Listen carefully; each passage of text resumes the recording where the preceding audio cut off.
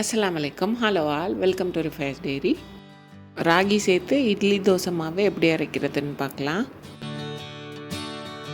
நான் காமிச்சிருக்க அளவில் அரைச்சிங்கன்னா இட்லி நல்லா சாஃப்டாக வரும். அதே மாதிரி தோசையும் நல்லா கிறிஸ்பியாக வரும்.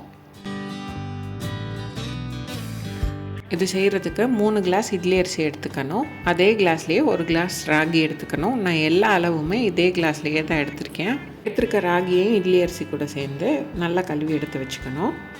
இந்த அளவு ராகிக்கும் அரிசிக்கும் 1 கிளாஸ் உளுந்து எடுத்துக்கணும். நீங்கள் உளுந்து அளந்து எடுக்கும்போது இந்த மாதிரி கிளாஸுக்கு மேலே கொஞ்சம் இருக்க மாதிரி பார்த்து எடுத்துக்கோங்க.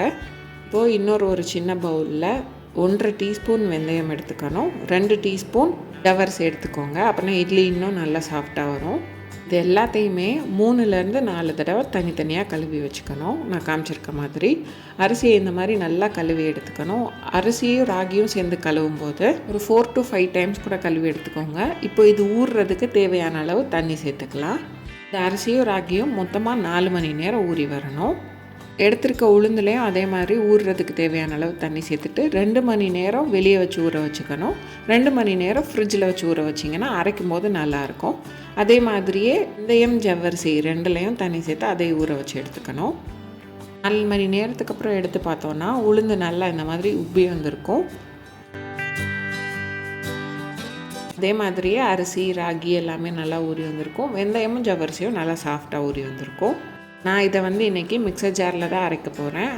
இப்போது நம்ம எடுத்துருக்க உளுந்தை ஃபஸ்ட்டு மிக்சர் ஜாரில் சேர்த்து இதை நல்லா அரைச்சி எடுத்துக்கணும். நீங்கள் ஃப்ரிட்ஜில் வைக்கலைன்னா இந்த மாதிரி அரைக்கும் போது கூட கொஞ்சம் ஐஸ் க்யூப் சேர்த்துக்கோங்க. நான் தண்ணி மட்டும் சேர்த்துருக்கேன். இந்த மாதிரி நல்லா கெட்டியாக அரைச்சி எடுத்துக்கணும். நான் எடுத்து காமிக்கிறேன் பாருங்கள்.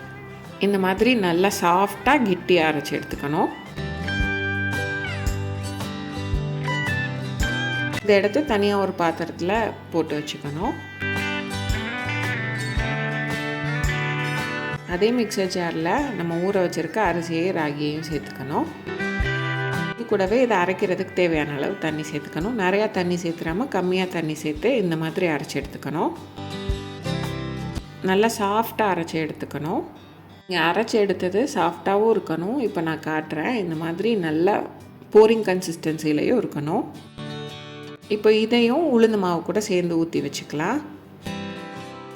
கிரைண்டரில் அரைக்கிறத விட மிக்சர் ஜாரில் அரைக்கிறது ரொம்ப ஈஸி. சீக்கிரமாக வேலை முடிஞ்சிடும்.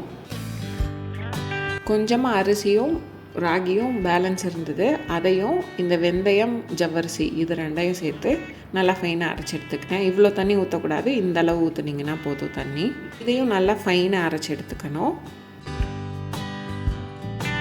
ஆல்ரெடி நம்ம அரைச்சது எல்லாத்தையும் ஊற்றி வச்சுருக்க பேட்டரோட இதையும் சேர்த்து ஊற்றிட்டு அந்த மிக்சர் ஜாரில் கொஞ்சமாக தண்ணி சேர்த்து இந்த அளவு நான் காமிச்சிருக்க மாதிரி தண்ணி சேர்த்து அலசி ஊற்றிட்டு இப்போ கை வச்சு இதை நல்லா உளுந்து மாவும் நல்லா கலந்து வர மாதிரி கை வச்சு ஃபுல்லாக கலக்கி விட்டுக்கணும்.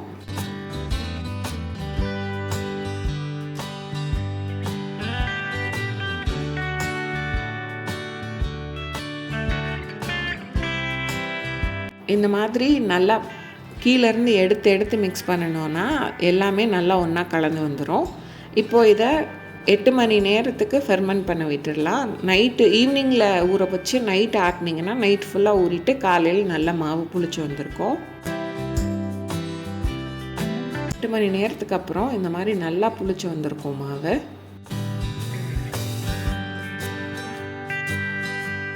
இதை கரண்டி வச்சு நல்லா மிக்ஸ் பண்ணிவிட்டு நம்ம இட்லியோ தோசையோ ஊற்றும் போது நமக்கு தேவையான அளவு மட்டும் எடுத்துகிட்டு பேலன்ஸை ஃப்ரிட்ஜில் வச்சுக்கலாம்.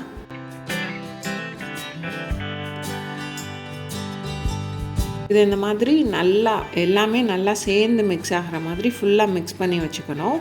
நீங்கள் கொஞ்சம் மட்டும் எடுத்துகிட்டு அப்படியே வச்சிட்டிங்கன்னா மறுபடியும் பொங்கி வந்துகிட்டே இருக்கும். அதனால ஃபுல்லாக நல்லா மிக்ஸ் பண்ணி வச்சுக்கோங்க.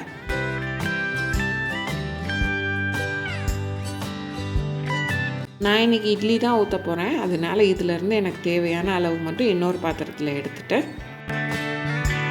இது கூட இந்த மாவுக்கு தேவையான அளவு உப்பு, இட்லிக்கு தேவையான அளவு சோடா உப்பு சேர்த்து கொஞ்சமாக தண்ணி சேர்த்து இதை நல்லா கரைச்சி எடுத்துக்கணும். அங்கங்கே கெட்டியாக இல்லாமல் நல்லா சாஃப்டாக கரைச்சி எடுத்துக்கோங்க.